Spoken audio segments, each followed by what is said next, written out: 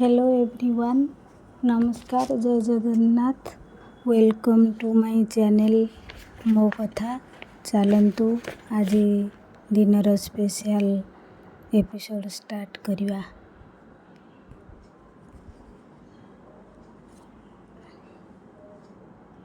देखो मु कलराटा को काटी आगुरी लुण दे देकी सब देदेले आ पिता रखिदेवे जब अध घंटा घंटे आ पिता लगे आलू गुड़ा धोईकी एमती क्लीन करके वर्षा दिन रसना ना आपड़ एमती क्लीन करके सब धोईकी पेपर रखिकी सुखीगला रखिए। आज रोषे स्टार्ट करवा। देखिए ये मु कलरा भाजी सोरिष तेल नहीं छंड नेली रोषे करने पोटल तरकारी भाजी भी पोटल छाणी। ये पोटल आलू ये कलरा नहीं सोरिष तेल पोटल तेल गरम हो गला पोटल आलू पकई भाजवा लुण हल्दी पकईदेवा देखिए भाजवा आपण मैंने सब जो मैंने देखुं जल्दी जल्दी लाइक शेयर एंड सब्सक्राइब कर दिंतु। आ गोटे गोटे नुआ जिनस जदि देखिए शीघ्र शीघ्र सब्सक्राइब कर दिंतु। ये देखो ये कलरा बड़ बड़ पियाज कंचा लंका काटी फुटण हो गला पकई देकी कलरा पकईदेवा।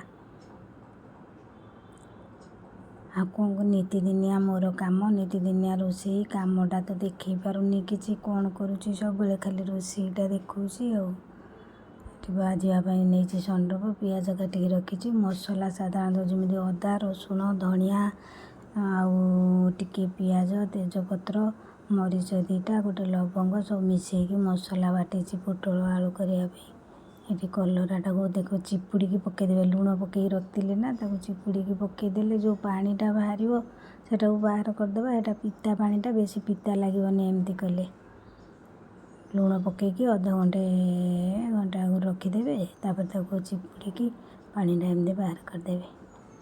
देखिए सीझीगले भजा भजी करेंगे और कौन ये पोटल एपटर बस बड़े मसला कर सारे तापर आम सजना शाग भी बछा सर तो खाली भाजवा हो गला पोटल ए खोलदे खोलदेकी पियाज ये देकी रोषे करवा। आज आमिष फामिष किसी आना सादा तो तैयारी से पोटलटा तो मेन एने चली आलूटा तो बहुत रेट बढ़ीगला 70 टंका कहते अल्प आलू से आज आनी आलू भी अधा पचा ता भितर सोरिष तरकारी रांधियापाई मुझे सोरिष तेल नेली सोरिष तेलटा टी अलग टेस्ट लगे रिफाइन अपेक्षा आम जो संड्रप अपेक्षा सोरिष तेलटा टी अलग भल लगे टेस्टा।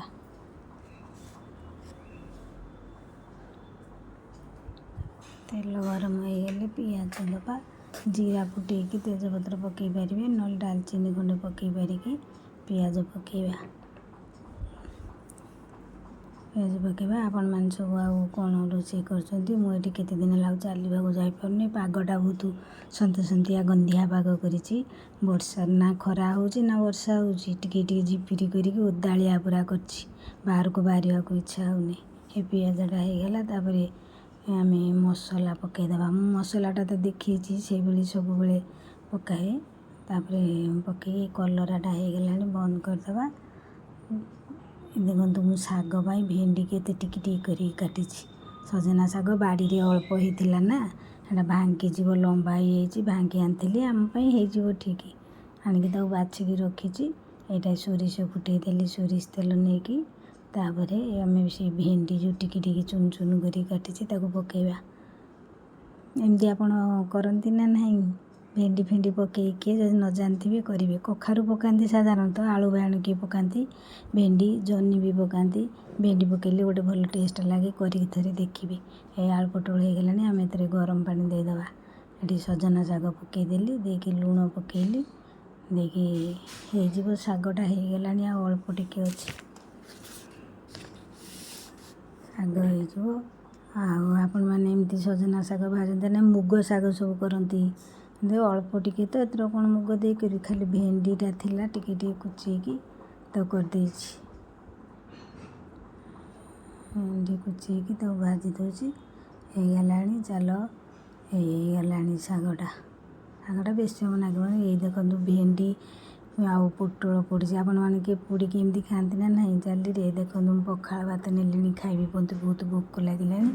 ସେ ଗରମ ଶାଗ ଦେଖିକି ଲାଳ ବୋଇଲା। ଭେଣ୍ଡି ଆପଣମାନେ ସବୁ ଏମିତି ପୋଡ଼ା ଖାଆନ୍ତି ନା ନାହିଁ? ଏଇଟା ଦେଖନ୍ତୁ ହେଇଗଲା ଆମର ଆଜିର ମେନୁ ରେଡ଼ି ହେଇଗଲା। ପୋଟଳ, କଲରା, ଶାଗ ଆଉ କାକୁଡ଼ି, ପିଆଜ। ରହିଲି, ବାଏ।